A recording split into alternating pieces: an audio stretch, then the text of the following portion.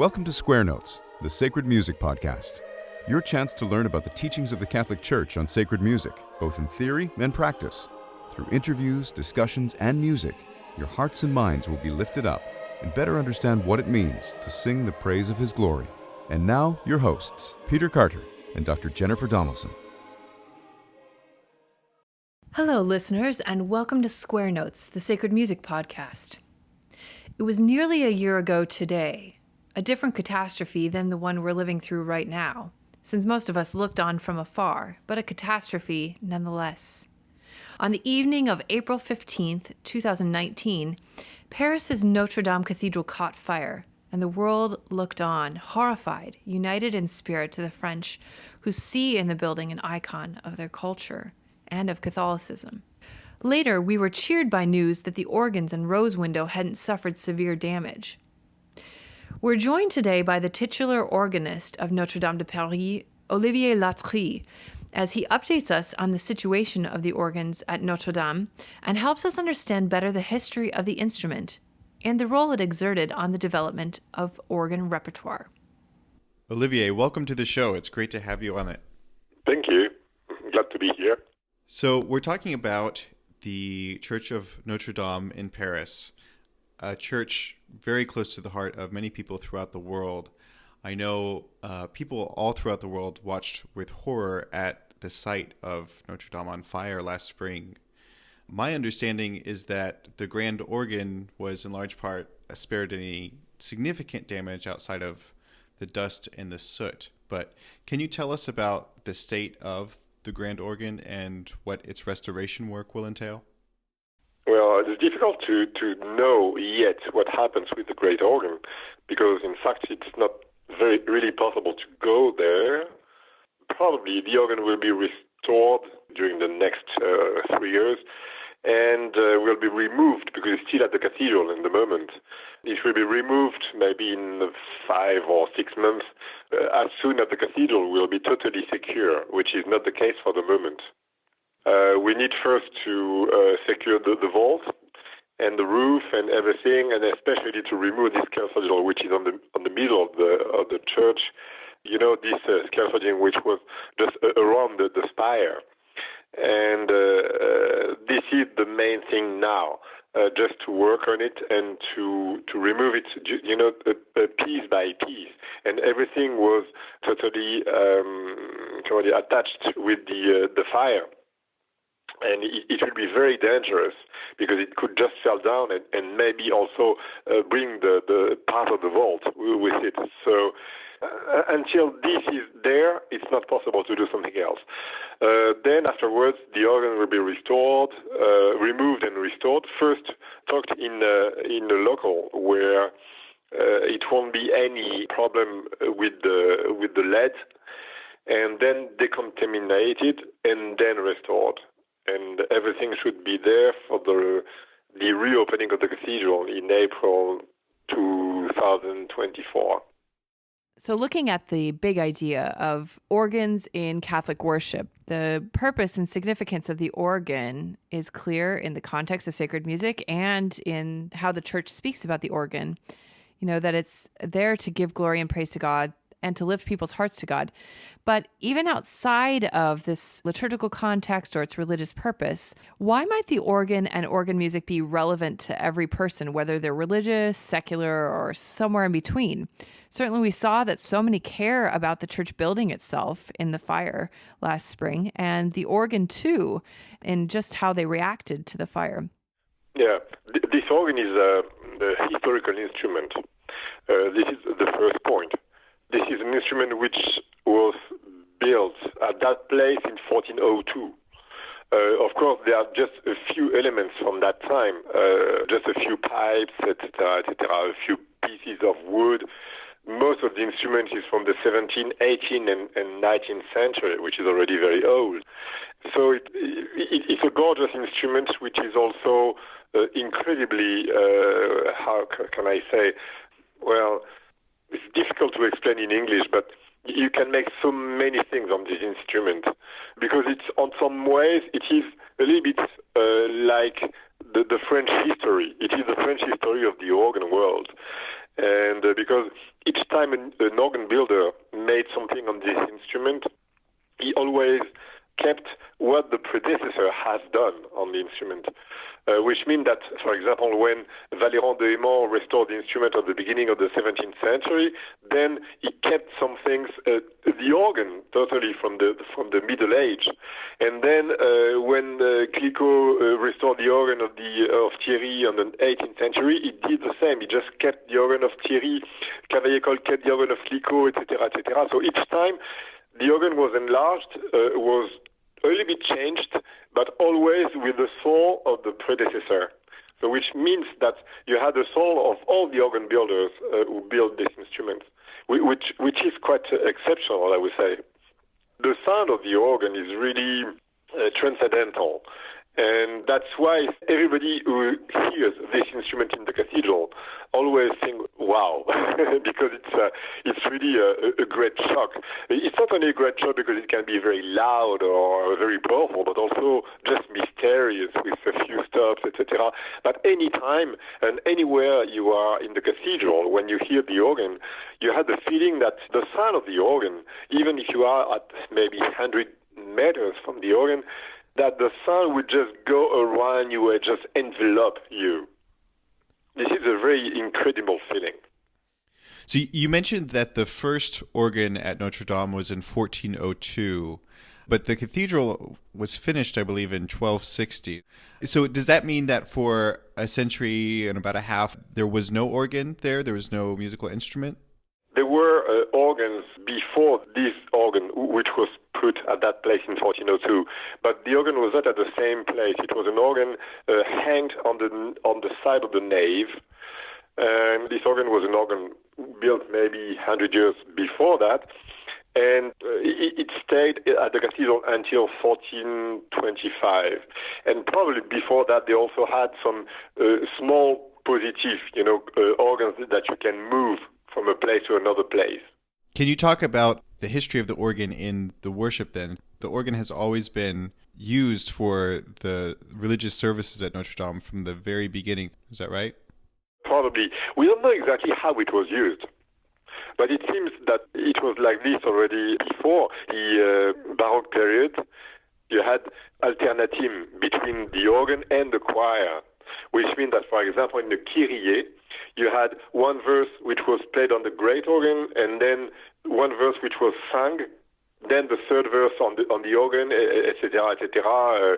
Just this alternance between the choir and the organ, because the organ was not an instrument to accompany, because it was too far away from the chancel. So the only way to use the organ was just that kind of alternance. Right. So the choir is singing up front near the altar, and the organist is all the way in the back, right? Exactly. And I think the position of the organ is something totally symbolic. In the church, like Notre Dame, you see the procession, people singing the introit, and then you arrive at the Kyrie, and then you will hear the first verse on the organ. And the organ, of course, is placed on the west side of the church. Because you hear that sound, you turn around just to look at the organ, where the sound is coming from. And then you do not see anything because the organ is just under the rose window. And in fact, you receive at the same time the color of the rose window and the color of the sound of the organ. Everything is just mixed. It's some kind of, like if you receive too much light. And I don't know the name in English. In French, we say éblouir, éblouissement, which means that you had the ears and you had the eyes just full of colors, full of light. And this is a wonderful symbol, I think.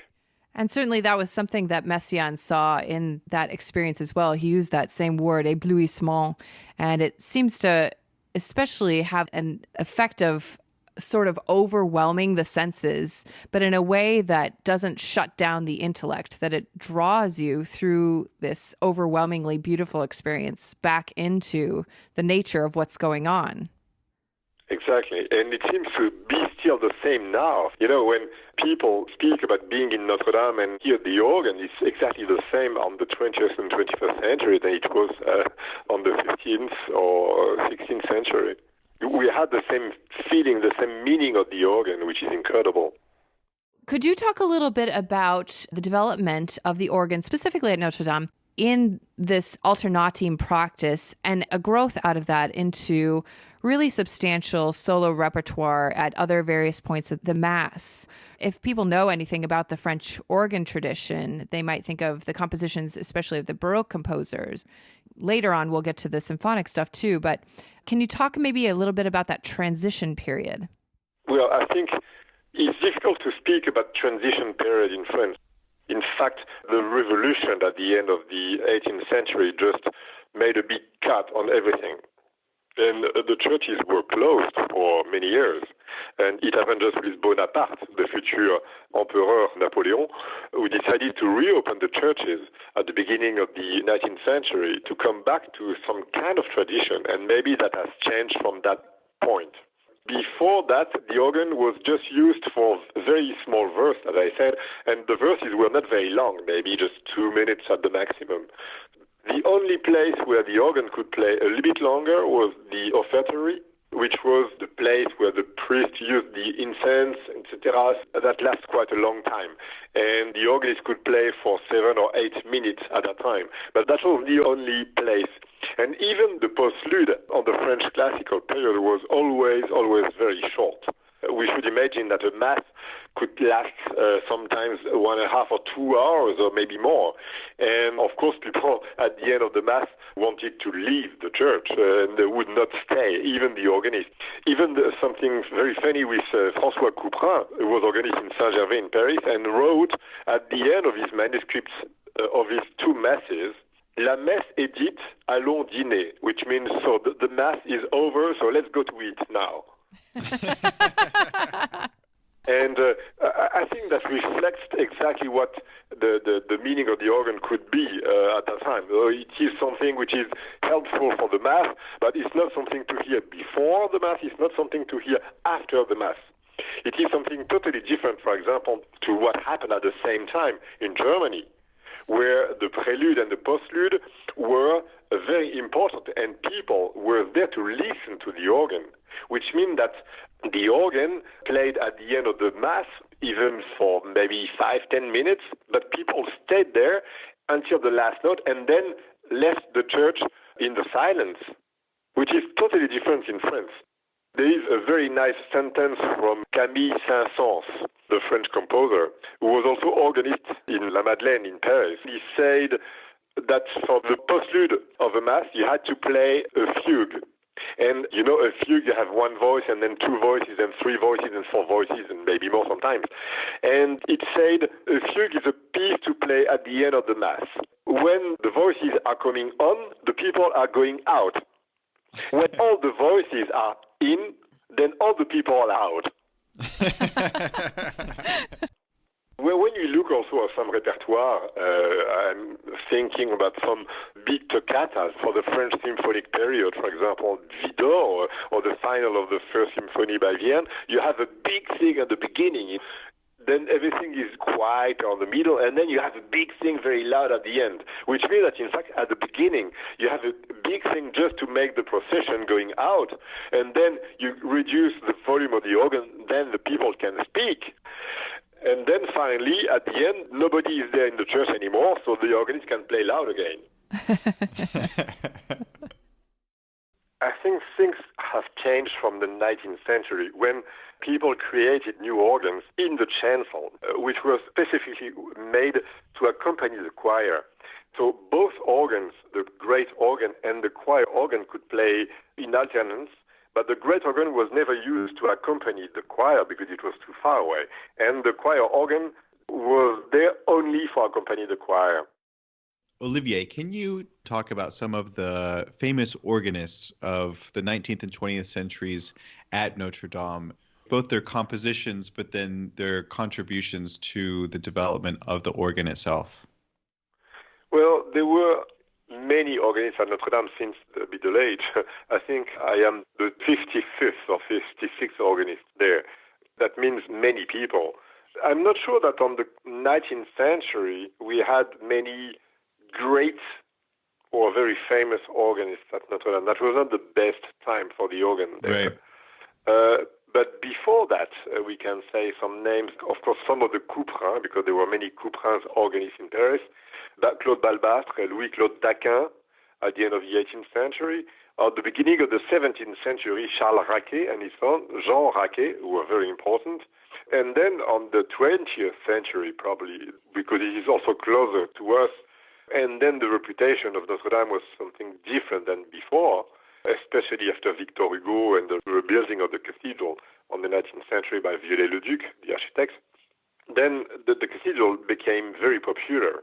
We can speak about Louis Vierne, who was organist there from 1900 to 1937, and who even died on the organ during a concert. He composed a lot of pieces. He was almost blind, but in spite of that, had a great feeling of the cathedral, and all of his music is really made for a place like Notre Dame. This is also the case with Pierre Cochereau, my predecessor, who was organist from 1954 to 1984, till his death. And this connection between the organist and the place was absolutely incredible. And Cochereau was a great improviser. He improvised almost all the time, mostly also during his concerts. And I remember when I was a child listening to his improvisations, which were really, really genius. Can you discuss the development of the symphonic organ tradition and how that affected the music at Notre Dame? I guess with the development of Cavaillé and writing symphonies for the symphonic organ. I think this is a general movement, and I'm not sure that this is something to do with the church or with the fact that there was an organ built in 1878 at the Trocadéro in Paris, which was a big concert hall, a little bit like the Royal Albert Hall in London now. And unfortunately, this Trocadéro had to be destroyed because the shape was not very good. It was not possible to restore it anymore. But it's a shame that we do not have that concert hall in Paris now. This is the first thing. The second thing is that the orchestras became bigger and bigger, especially with someone like Berlioz, for example. And of course, that was important for the organist, and especially for the organ builder, to find a repertoire and instruments which could be on the same direction than this symphonic orchestra. And Cavaillé-Coll, who was a genius organ builder, achieved a lot of new things in organ building, especially they mastered the wind without any problem that they had before. Before that, it was very difficult to play all the stops of an organ, for example, because the organ didn't have enough air. And then Cavaillé-Coll found a solution to give enough air to the organ, and then it was possible to use all the stops, a little bit like on the orchestra, you can use all of the instruments of the orchestra. And then that allowed all of the organists, and I'm not thinking about Vierne first, but of course, mostly César Franck and Charles-Marie Widor, who made music which was very close to the orchestral music at that time. And then, of course, all of the students of Widor and Franck, as Vierne was, followed that way. So the development of the symphonic organ was running parallel to the development of the orchestra itself. As the orchestral works were becoming more elaborate and bigger, so was the organ music. Is that right? Yes, but I think it was always like this with the organ. For me, the organ was the first synthesizer. Because when you look even at the names of an organ from the end of the Middle Age of the Renaissance, you can see cornet, you can see flute, you can see trumpet, you can see chromorne. So it was already an instrument to imitate the other instruments. Then it's the same for the symphonic orchestra. The organ always tried to imitate the orchestra. Can you talk a little bit about the effect of the development of the instrument and its relationship to improvisation? You know, certainly the church has always seen in the versette and alternatim tradition you mentioned, the organ serving as a sort of liturgical commentator, and the liturgical books often speak of the organ singing, expressing the music through the organ in a way that adds something that is significant enough even to pay the price of taking away the words from people singing them. It seems to be a valuable role that the church has long treasured. And of course, you mentioned Cochereau, and no one can think about the French improvisation tradition without him. But how did we get to people like Cochereau and this development of the improvisation tradition? I think this is a development which came also through the French Revolution on some ways, and the creation at the Paris Conservatoire at the beginning of the 19th century. That was first the Académie Royale de Musique and then the Académie de Musique, and then that became the Conservatoire of Paris. When they decided to create an organ class, at that time there was no separation between the church and the state, which means that the state had to provide organists for churches in France. So they had to open an organ class. The problem is that that was at the beginning of the 19th century, and all of the music of before was lost. So Bach was totally unknown in France at that time. People played the music from their contemporary, but no ancient music. So nobody knew about the music by Couperin, Marchand, Daquin, Balbas, etc. They just performed the music from their time, from the beginning of the 19th century. And that was not enough. So the only way for organists to learn how to play the organ was to learn how to improvise. And at the Paris organ class, 1/4 of the teaching and also of the examination at the end of the studies was written music. So you have to play one piece of written music, of repertoire. And then the 3/4 of the competition was only improvisation. Improvisation on the thème libre, improvisation of the paraphrase, Gregorian, and an improvisation of a fugue. And that stayed like this almost for 200 years. That means that people were trained to improvise as soon as they entered the Conservatoire in Paris. So that was a tradition. And you know, that was a very strong tradition because I was born in the north of France, in a very small town, and I was going to the Mass on Sunday morning in a very small church. But the organist there in this church improvised every Sunday. So even when I was 8 or 9, I heard an organist improvising during the Mass in a small town, in a small parish church. Everybody did that. So this is a real French tradition. And this is a tradition which comes, of course, from before that. All the people were known to improvise, even the Daquin, Balbastre, Louis Marchand was a very great improviser. But that was normal at that time. All the musicians improvised. I think it's not normal now that people do not improvise anymore. We have to think, for example, all the concertos from the 18th century had a cadence improvised by the player, but not only the organist or the pianist or the flutist should improvise a cadence, the violinist should improvise the cadence. Everybody was able to do that. But finally, it just came to two categories of musicians, the organists and the jazzmen, but no more for the other instruments, classical instruments. So how do you see this tradition of improvisation as integrating with the liturgy and being an aid to the liturgy and not just something that covers up the silence? What do you see in the tradition itself that expresses that this role of the organ is really to aid in the liturgy and not distract from it? Well, it's difficult for me to speak about the past because the liturgy could have been cut between the music and the liturgy itself. When you listen, for example, to some music from the 19th century, it seems that the music is not religious at all, because it is just the music of its time. I'm sorry to say that, but Mozart, for example, is very nice music. But for me, this is a music which doesn't work for the church. When you hear the music which is not that nice, that Mozart, like Lefebvre Velli, for example, in the 19th century, of all the Italian composers, or the music is just horrible. But the organist had to play that kind of music. There is the story with Alexandre Pierre-François Boély, who was organist at the beginning of the 19th century. He was organist in Saint-Germain-l'Auxerrois in Paris, which is a church just in front of the Louvre. And then he was fired by his priest because he played music by Bach. Can you imagine? He was the first French organist to play Bach in the church. And the dean of the church told him, you know, my parishioners are going to the opera comique, and they want to hear the same kind of music when they go to the church. Right. So if you play this music, then the people won't come to the church anymore. But obviously something changed, even in the attitude of the clergy, to be able to not only tolerate, but integrate this tradition, right? Yeah, I think so. I'm not sure it is the case everywhere, but this is what we try to do at Notre Dame.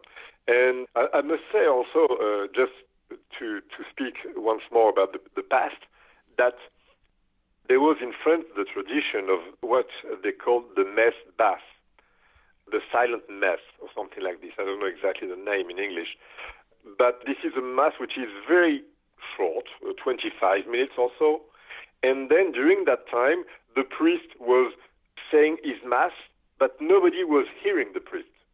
And the organ played for 25 minutes. So sometimes it was related to what the priest made, or sometimes the organist played a symphony by Vierne or by Vidor or something like this. That was the time for a messe concert.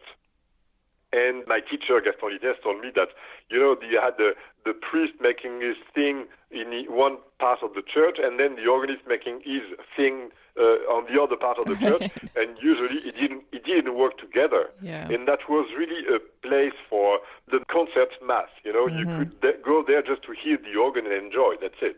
Now, I think it has changed a lot, and for me, the improvisation is something very important for the Mass, as I do in Notre Dame, for example. First, for Gregorian Mass. This is the principal Mass in some ways, but it's the place where it's the most easy to follow and to get inspired by the melodies or by the text, because all the parishioners who are coming for that Mass receive a paper with the text of the introit and the music, and also the translation in French.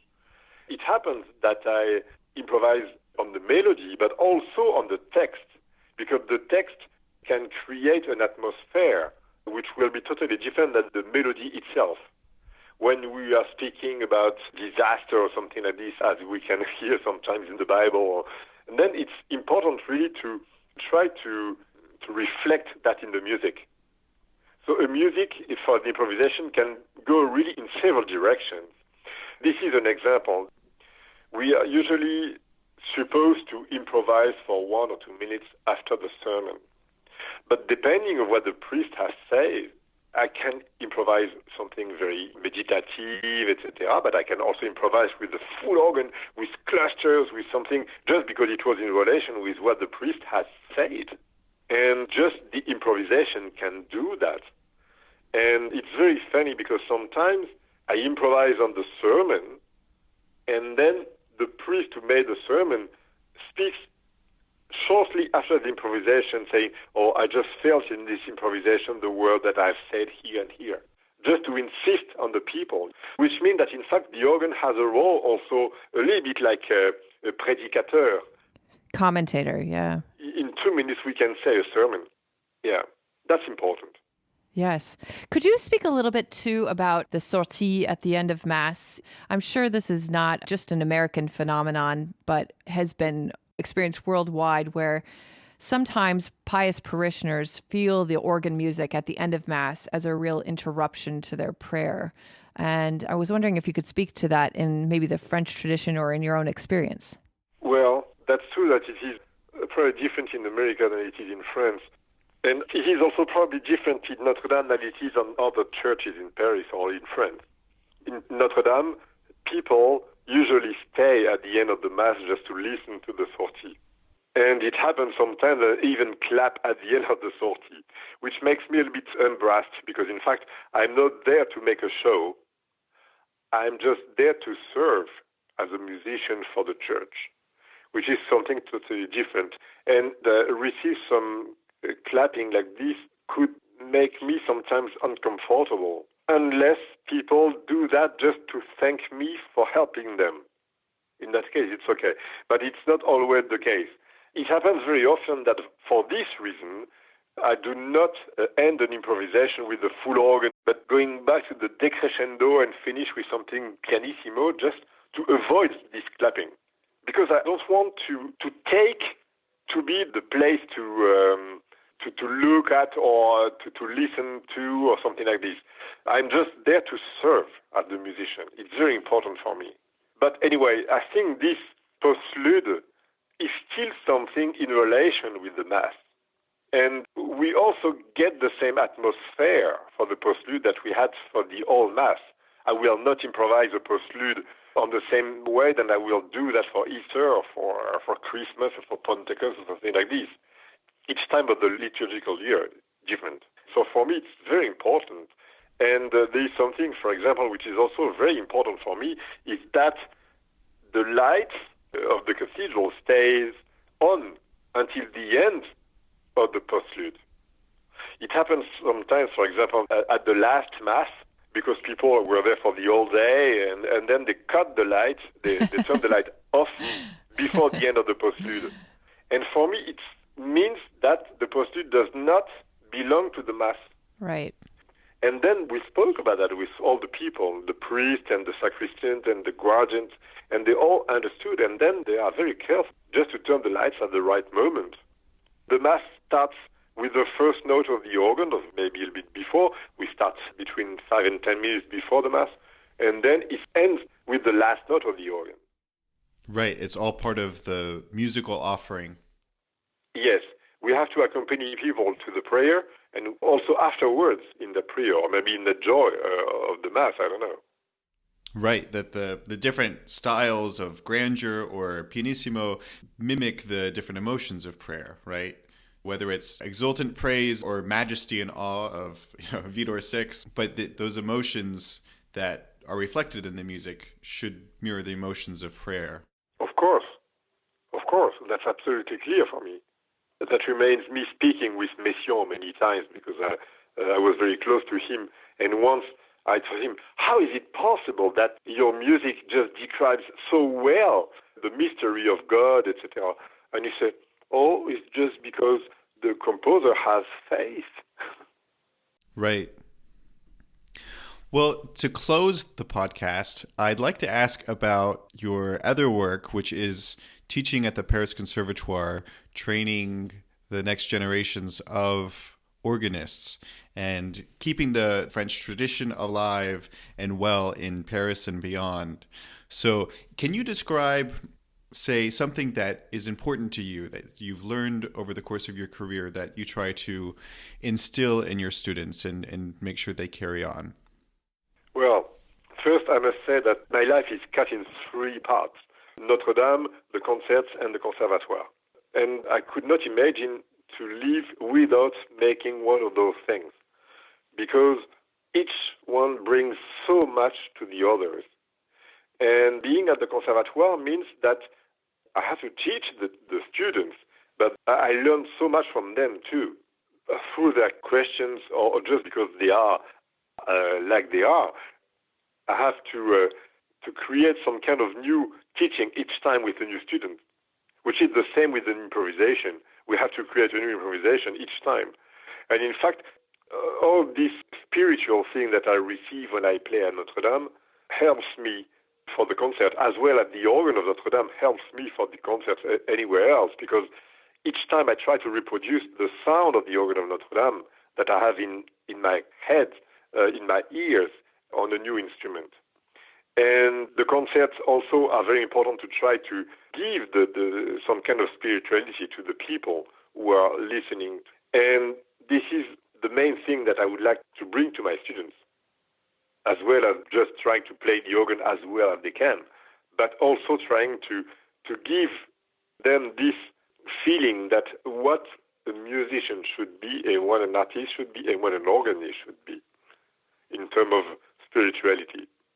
Yeah, and that mission of serving, like you mentioned when you were a boy and hearing the organists improvise in church, and you receive so many spiritual gifts through music, and even when you play at Mass, and then trying to communicate that to others through concerts or through your students, etc. It's really beautiful. Yeah, but, it's just an incredible gift to be able to do that. God gave me that gift for me to serve other people, which is just great.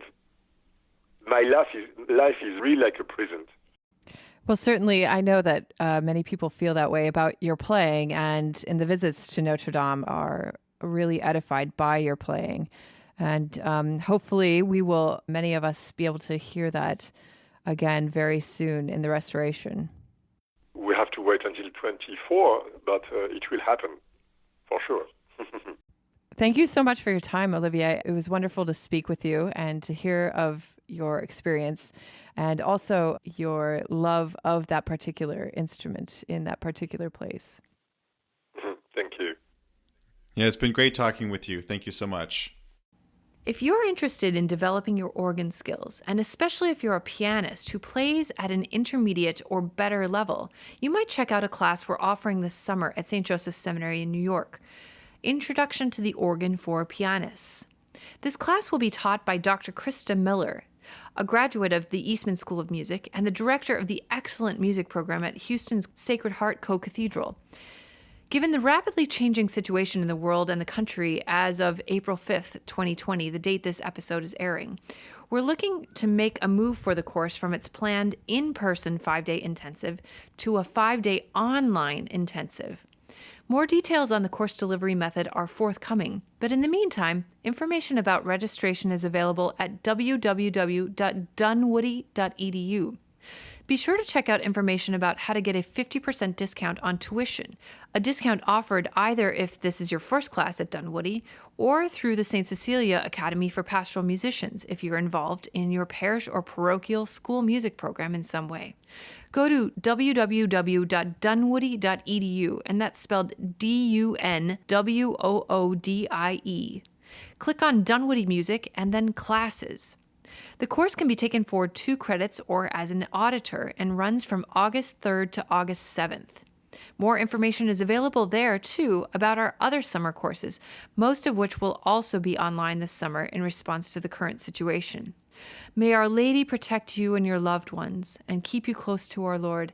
And until our next episode, may we sing the praise of His glory. We hope you've enjoyed listening to Square Notes, the Sacred Music Podcast with Peter Carter and Dr. Jennifer Donaldson. For more information about this episode, sacred music resources, or upcoming events, visit our website at sacredmusicpodcast.com. You can subscribe to our podcast on iTunes, Stitcher, YouTube, SoundCloud, or your favorite podcast app. If you enjoy our podcast, please write us a review on iTunes. This improves our iTunes ranking and helps others find out about the podcast. The music you heard at the beginning of this episode is Hec Dies by William Byrd, sung by the London Oratory's Schola Cantorum Boys Choir, directed by Charles Cole, from the CD Sacred Treasures of England. The music at the conclusion of this podcast is the first movement of Trio Sonata No. 6 in G major by Johann Sebastian Bach, performed by Peter Carter. We look forward to having you join us next time, and until then, may we sing the praise of His glory.